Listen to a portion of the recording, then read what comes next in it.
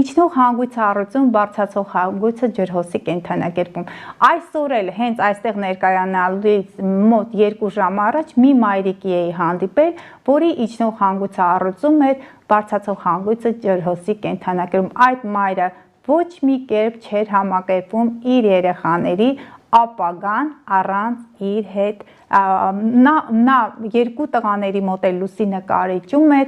մայրը ճգնաժամային, մայրը անդադ նեղում էր, որ երեխաները կգնան, առանց իրենք չեն կարող, նրանք սխալներ կարող են կատարել։ Սիրելի մայրեր, եթե իջնող հանգույցը առողջի կենդանակերպում է, բաց թողեք երեխաներին, դուք տիեզերքի հետ պայման եք կնքել, որ գաք այս կյանք, պետք է ազատական հայացքներ ունենաք, պետք է կախված չլինեք ձեր երեխաներից իջնող հանգույցը առողջում, պետք է ճիշտ է, եթե բարձրացողն է առողջում, ապա այդ ամենը պետք է անի, հակառակ դեպքում բաց թողեք, թող գնան իրենք իրենց կյանքը վայելեն։ Ջրհոսը դա աստղաբանությունն է, դա ապագայի գիտություն է, IT ոլորտն է, տեղեկատվական դաշտն է, բոլ այն ինչը կապված է ապագայի հետ, այն ինչը կապված է բարձրաբոլտ հոսանքների հետ, IT-ն է,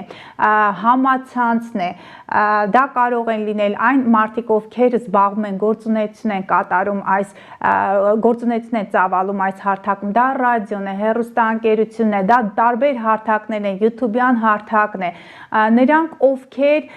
կապված են նաև IT-ն, դա ապագայի գիտությունները եւ ապագայի այդ շինարարությունն է, ապագայի հետ կապված բոլոր այդ առընթեր գիտությունները։ Ես հանդիպել եմ Իլոն Մասկի քարտեզում, որքան հիշում եմ, Մարս կամ բարձրացող հանգույց ջրհոսի կենդանակերպում այսօր նա առաջատար դիրքեր ունի հենց այդ ոլորտում։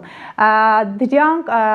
եթե զբաղվում եք մեքենաշինությամբ, ապա դրանք էլեկտրոմոբիլներն են։ Դրանք այն անձինք են, որոնք զբաղվում են համապատասխան կառույցներում, եթե շինարար այդտեղ ջուրը շինարարներն են, բայց ջրհոսի կենդանակերպը ապահովում են այդտեղ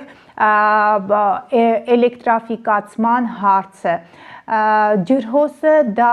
ոչ ստանդարտ մարդիկ են, նրանք գյուտարարներ են, գաղափարակիցների լավագույն այդ քաղաքագետները ծնվել են ջրհոսի ազդեցության ներքո։ Ջրհոսը դա ազգային ժողովը պետք է լինի, եթե բարձրացող հանգույցը ջրհոսում է, այդ մարդը պետք է ներգրավի քաղաքական այդ դաշտում եւ անպայման պետք է ազատության ջատագով լինի, լավագույն հեղափոխականներն են, եթե բարդ մոլորակային դիրքավորումներ չկան, եթե Մարսը, Սև լուսինը կամ Սատուրնը այնտեղ չեն, այդտեղ կարող ենք հանդիպել նաև էքստրեմիստների։